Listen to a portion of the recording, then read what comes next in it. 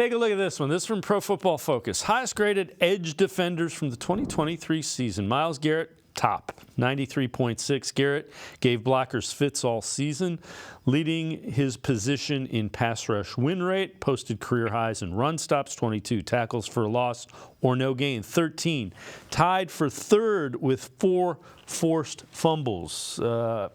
Mike Parsons was second, 92.4. Nick Bosa third, 92.9. Za'Darius Smith tops in at the top 20 as well at 17, 83.1. While he recorded his first single-digit sack season since 2017, he'll be 32 in 2024. He's still 11th in edge defenders pass rush win rate, recorded 19 total stops, and he led Cleveland's edge group in missed tackle rate, 22%. So the question, Quincy, is how important do you think the Browns are putting an emphasis on getting Za'Darius Smith back?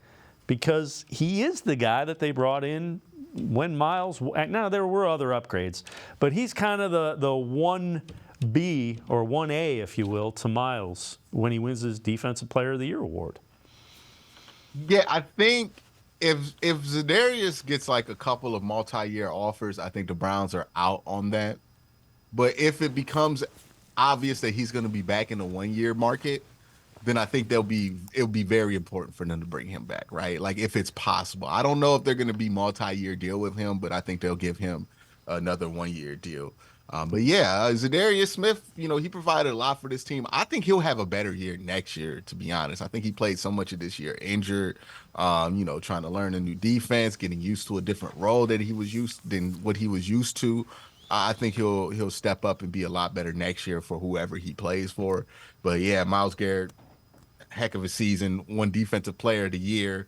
And that run stop number is one that don't get talked about enough. Myles used to struggle a little bit in run defense, and now it's a strength of his as teams have not let him go off as a pass rusher and decided that they'll just live with what they can live with. He's made that even harder by being a better run defender than he's ever been.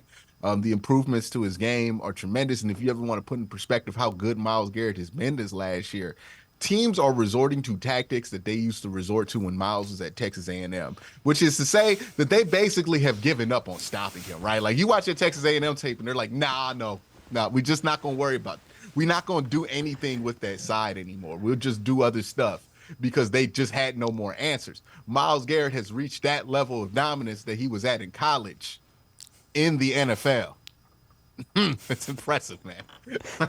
Well, it says a lot when Jim Schwartz says there's 2 guys that opponents need to look at and say, okay, we're not letting Myles Garrett beat us. The other guy was Calvin Johnson. Those are the 2 guys that he said opponents start their team meetings with, this guy ain't beating us and this guy ain't beating us that he's coached. You play the Browns 3 weeks before. You're asking, hey, man, so if you're like the left tackle for a team that's got the Browns on the schedule, they're asking like, hey, so like, what do you think are we doing for like week 5?